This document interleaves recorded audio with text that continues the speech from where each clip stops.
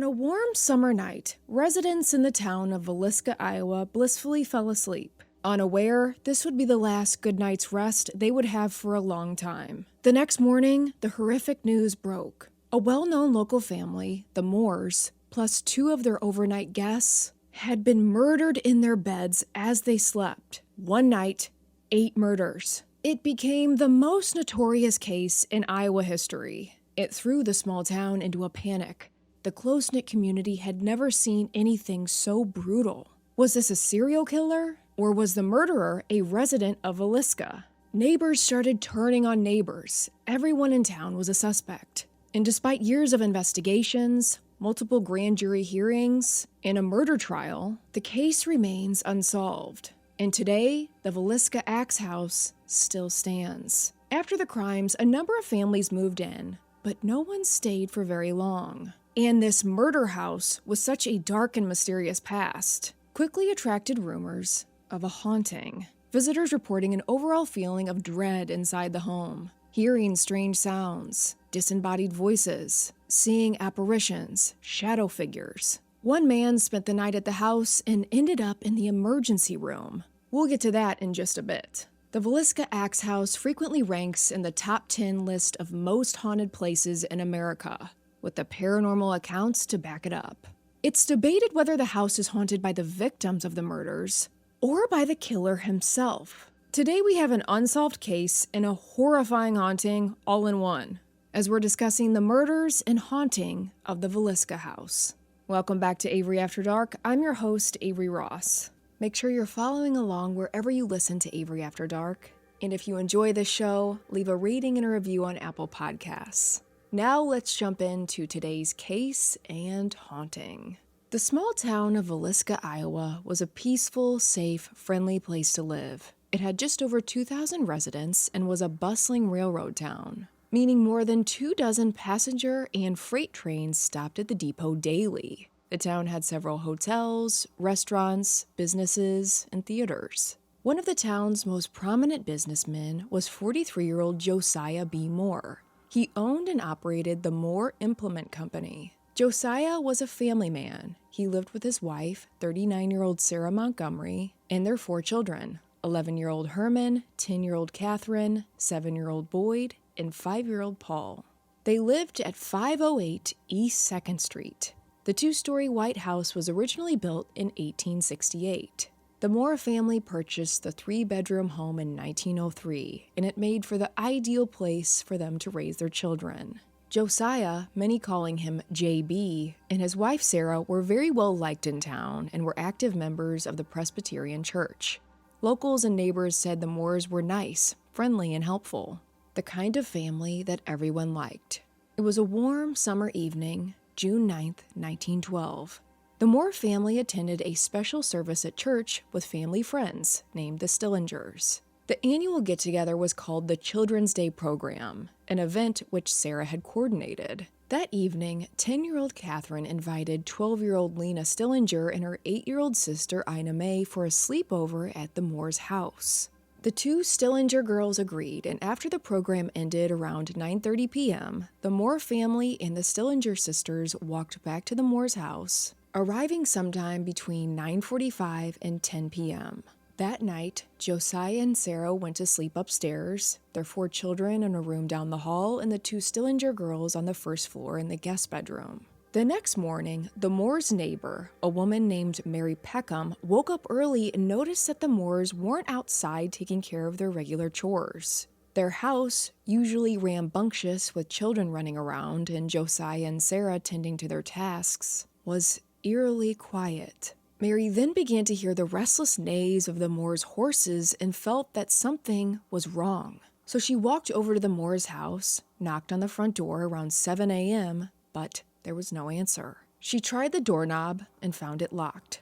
She then went back to her house and called Josiah's brother, Ross Moore. Ross arrives shortly after. He too begins knocking on the front door, shouting for the family, hoping to awake someone inside. But again, nothing. He then pulled out his copy of the house key and entered the Moores' home as Mary stood on the front porch. A few moments later, Ross returned and told Mary to immediately call the sheriff. Inside, Ross saw that the entire Moore family had been murdered, as well as the two Stillinger girls, all bludgeoned with an axe while they slept. 8 people murdered in their beds.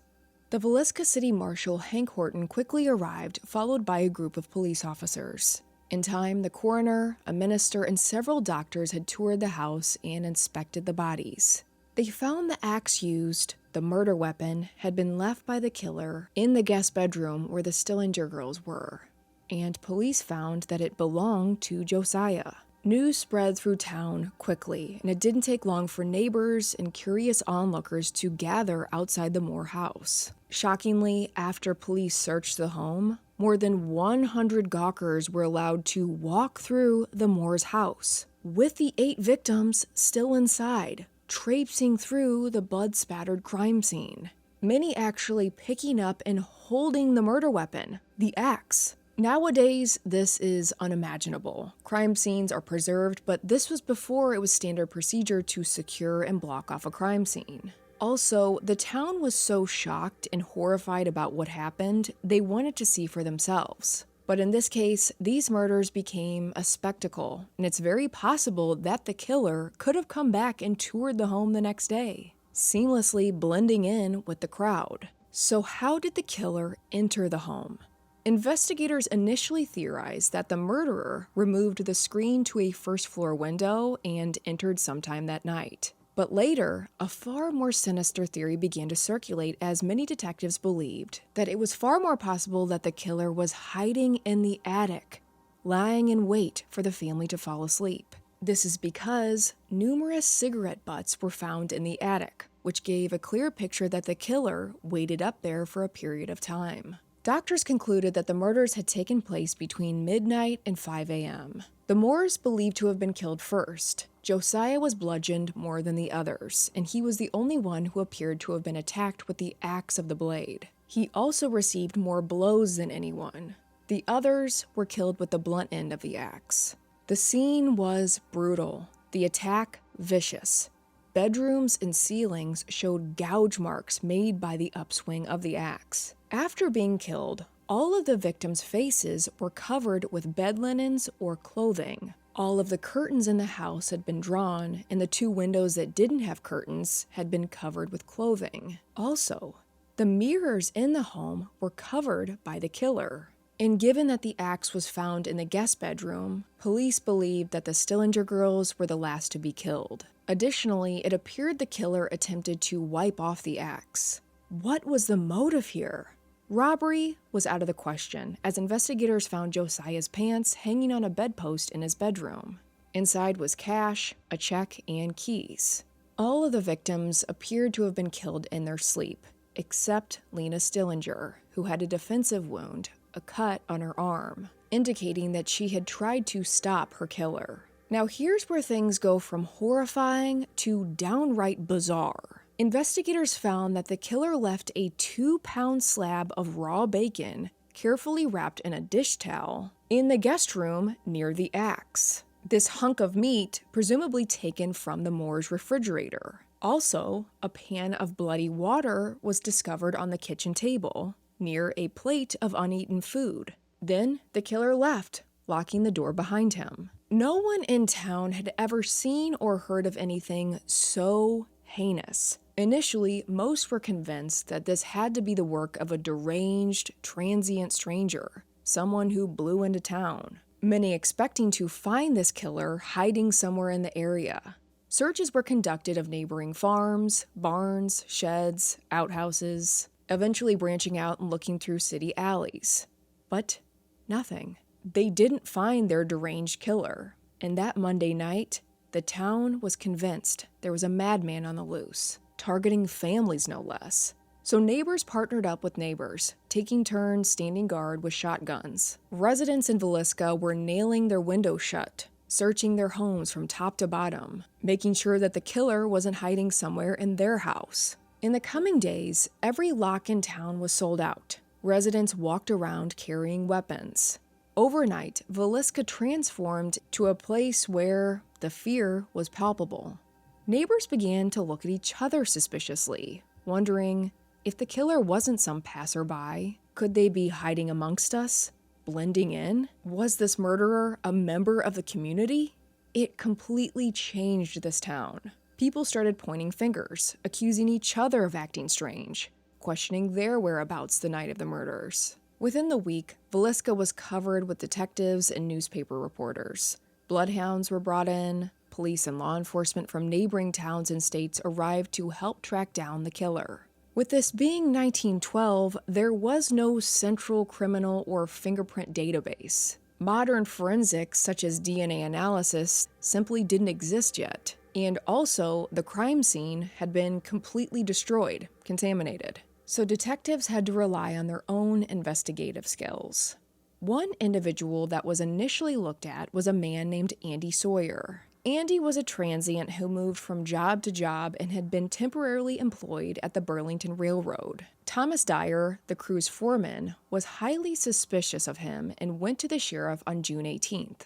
According to the rail crew, the morning of the murders, Andy purchased a newspaper which headlined the crimes and was very interested in the killings. The crew also said that Andy would sleep with his clothes on, ready to make a quick getaway, and supposedly always kept an axe nearby. They described him as a loner, and coworkers were very uncomfortable as they claimed Andy continuously talked about the murders and whether or not a killer had been ID'd or apprehended. One foreman said that Andy told him he was in Villisca that Sunday night and was afraid he may be seen as a suspect, so he left town. Andy Sawyer's name came up frequently in grand jury testimonies, but he was eventually dismissed, as it was found he wasn't in Villisca the night of the killings. He was actually in a neighboring town, and this alibi was airtight as he had been arrested for vagrancy at 11 p.m. that evening. So why he told others he was in Villisca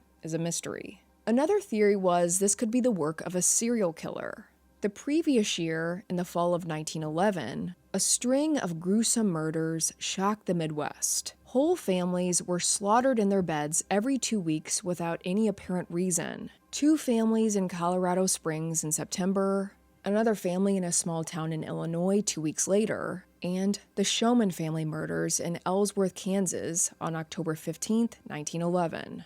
And another similar murder occurred in Paola, Kansas on June 5th, just 4 days before Villisca.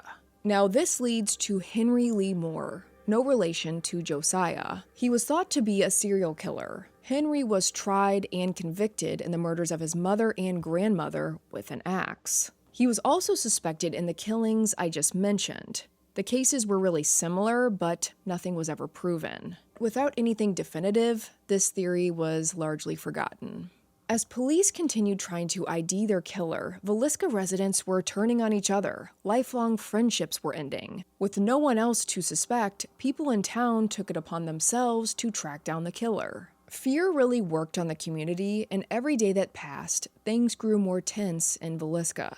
Another suspect that investigators first looked at was close to the Moores, Sarah's brother-in-law, Lee Van Gilder. Lee was Sarah's sister's ex-husband. Lee had previous run-ins with the law, and family said that he was prone to violence. One account saying that Lee had threatened to kill Josiah. Detectives looked into his whereabouts the night of the murders, but he was eventually cleared. Some theorize that the killer knew the family, many pointing to the fact that the victims' faces were covered. When a killer covers the faces of their victims, it can mean that they know them on a personal level. This can be done in an act of remorse, an attempt to emotionally undo the murder. Out of guilt and shame, they cover up the crime, literally. So would this indicate that the killer knew the Moores personally? Also, something else that really stuck out to me was this idea of the killer covering the mirrors in the house. You have to wonder, did they not want to see themselves committing the crime? Or there's another possible angle to this. In that time period, when a death occurred in a home, people often covered mirrors and closed curtains. This was all a part of the mourning process. The tradition of covering mirrors has various cultural and religious beliefs. Some believe that when a person dies, their spirit might become trapped in the reflective surface of the mirror. So by covering it, it was thought that the spirit would be released and could move on peacefully to heaven, the afterlife. There's also a creepier superstition that spirits can be disturbed or angered by their own reflection, so mirrors were covered to prevent a deceased spirit from seeing itself and becoming vengeful or angry. But for many, they did this primarily as a sign of respect, a way to honor the deceased. It was customary for those who were grieving to cover mirrors and windows and oftentimes dress head to toe in all black. We still do this with funerals, many choosing to wear all black or dark colors. But in the 1900s, people went into mourning for a significant period of time. This meant wearing black, withdrawing from all social events, quiet, respectful behavior. So taking all of this into account, it sticks out to me that the killer covered all the reflective surfaces in the home. Covering the windows is one thing. Maybe he didn't want a passerby to see him in the house. But the mirrors? That is strange. Overall, investigators really had a hard time determining motive in this case. We know that the Moore family was very well liked in Villisca, but detectives began asking around, was there anyone who didn't like Josiah or his family? And many came up with one name, Frank F. Jones. Jones was a prominent businessman and Iowa state senator. Before Josiah opened his own business, he actually worked for Frank Jones for a few years as a top salesman at Jones of Villisca, a hardware store. But in 1907, Josiah left his job and started his own company, a competing business. He took the coveted John Deere franchise with him. After all this, it was said that Frank and Josiah became enemies. Frank upset that Josiah set out on his own. Tensions were so high between the two that by 1910, they wouldn't speak to each other at all and would cross the street to the other side if they saw each other. There was also a rumor in town that Josiah had an affair with Frank's daughter-in-law. So clearly there was a lot of tension between these men about business and possibly personal affairs. But it was hard to believe that this kind of business feud could result in this heinous of a crime. Surely the men disliked each other, but 8 murders in one night? This was truly evil, but it was a lead, so investigators wondered, would or could Frank be involved in the murders? Is it possible that he murdered Josiah and his entire family over a years-long work dispute? Frank had money and was through and through a businessman. Investigators didn't believe that he himself would murder 8 people in cold blood, but they did believe he could have hired someone to do it. Detectives began looking into a man named William Mansfield after someone called in a tip nudging investigators to look into the idea that Frank hired him to murder the Moore family. William Mansfield was a meat-packing plant worker and a union organizer from Chicago.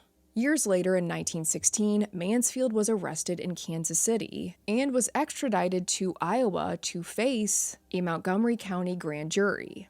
But in the end, the jury refused to indict him because his alibi was solid. Frank Jones went on to lose his re-election as a senator and was never charged with any crime. And there was someone else who investigators looked into, Reverend George Kelly. George was an English-born traveling minister who just so happened to be teaching at the Children's Day services at the Presbyterian Church, so he knew the Moore family. He was described as a peculiar man, people saying he was tiny, nervous, and bird-like. He reportedly suffered a mental breakdown as a teen, and as an adult, he had been accused of peeping and asking young women to pose nude for him. He also had a reputation for being unbalanced and left town between 5 a.m. and 5:50 a.m. the morning of the murders, just hours before the bodies were discovered. Investigators learned that in the weeks following the killings, he displayed a fascination with the case and began writing these really strange, long, rambling letters to police, investigators, and family members of the victims. One of these letters was sent to a particular PI, and he wrote back to Kelly asking for details that he may know about the murders. Kelly reportedly replied with a lot of detail, claiming that he heard sounds and possibly even witnessed the murders. Authorities questioned whether he was involved or just imagining this due to his mental state, as people said he did have a history of making things up. But some in town did say that they saw Kelly watching the Moore family while they were at church and around town. They also learned that Kelly was left-handed, and police determined from blood spatter that the killer must have been left-handed. And his strange behavior continued. During his next preaching visit to Villisca 2 weeks after the murders, he arranged to visit the Moore's house and see the scene of the crimes. Detectives continued looking into him, and they found that he had been seen peeking into a woman's bedroom just days before the murder. And in neighboring towns, many residents said they would see him roaming around late at night. Many who came into contact with Reverend Kelly said that he seemed disturbed mentally, making unsettling comments, and there was also reports of a bloody t-shirt he sent to be laundered the weeks after the murders. And eventually, Kelly was arrested in April 1917, and after a long evening of interrogation, he confessed to the murders. He claimed the night of the killings he couldn't fall asleep and went for a walk, during which he spied on the Stillinger girls getting ready for bed through the window. With the confession from him, police thought they had their killer, but the jury didn't believe him, and after 2 separate trials, he was acquitted. It seemed like some people believed that George Kelly was the killer, others still believed that Frank Jones had something to do with it. Over the years, everyone in town became a suspect at one point or another, but some believed that the true killer was still out there and not one of the men that police pursued. This individual possibly still living in Villisca. You may be saying, with the number of victims, is it possible that there were 2 killers there that night? Many believe this is true, but the killer or killers seem to get away with it, as this case remains unsolved to this day. Over the years, police failed to find a credible suspect in the killings, and in the end, investigators and police seemingly gave up on the case. They had exhausted funds and resources, but the Moore's house, commonly referred to as the Villisca Axe Murder House, still stands. After the killings, the house changed ownership numerous times until Mr. and Mrs. Darwin Lynn purchased it in 1994. At that point, the house was nearly condemned, but the Lynns worked to restore the house to its original condition, complete with decor from 1912. So when you step inside, you are transported straight back to the night of the murders. It's been added to the National Register of Historic Places and is open for tours. You can even stay the night. And the place is haunted. No surprise there. It consistently ranks in the top 10 most haunted places in America.